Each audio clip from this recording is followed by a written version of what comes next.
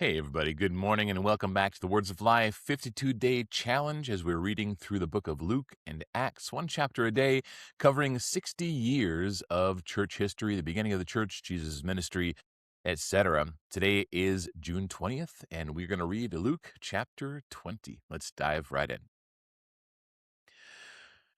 One day, as Jesus was teaching the people in the temple and preaching the gospel, the chief priests and the scribes with the elders came up and said to him, "Tell us by what authority you do these things, or who it is that gave you this authority." He answered them, "I also will ask you a question. Now tell me, was the baptism of John from heaven or from man?"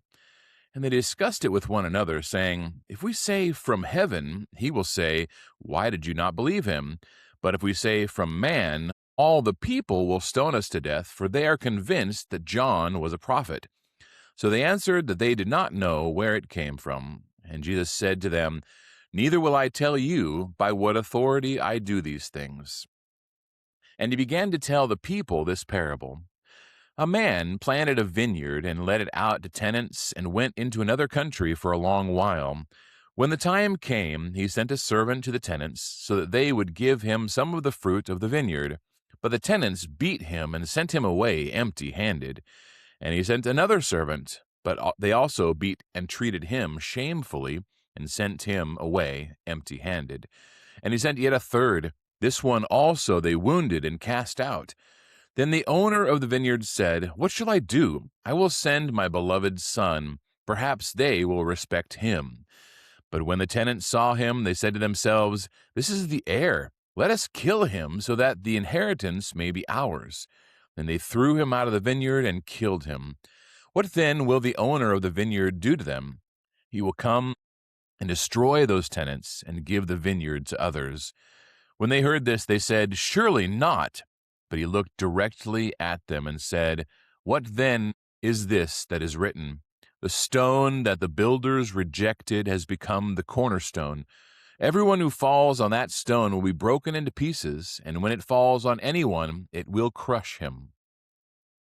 The scribes and the chief priests sought to lay hands on him at that very hour, for they perceived that he had told this parable against them, but they feared the people. So they watched him and sent spies who pretended to be sincere, that they might catch him in something he said, so as to deliver him up to the authority and jurisdiction of the governor. So they asked him, "Teacher, we know that you speak and teach rightly and show no partiality, but truly teach the way of God. Is it lawful for us to give tribute to Caesar or not?" But he perceived their craftiness and said to them, "Show me a denarius. Whose likeness and inscription does it have?" They said, "Caesar's." He said to them, "Then render to Caesar the things that are Caesar's, and to God the things that are God's." And they were not able in the presence of the people to catch him in what he said, but marveling at his answer, they became silent. There came to him some Sadducees, those who deny that there is a resurrection, and they asked him a question, saying, "Teacher, Moses wrote for us that if a man's brother dies having a wife but no children, the man must take the widow and raise up offspring for his brother. Now there were 7 brothers. The first took a wife and died without children, and the second and the third took her, and likewise all 7 left no children and died. Afterward the woman also died. In the resurrection, therefore, whose wife will the woman be? For the 7 had her as wife." And Jesus said to them, "The sons of this age marry and are given in marriage, but those who are considered worthy to attain to that age and to the resurrection from the dead neither marry nor are given in marriage, for they cannot die any more, because they are equal to angels and are sons of God, being sons of the resurrection. But that the dead are raised, even Moses showed in the passage about the bush, where he calls the Lord the God of Abraham and the God of Isaac and the God of Jacob.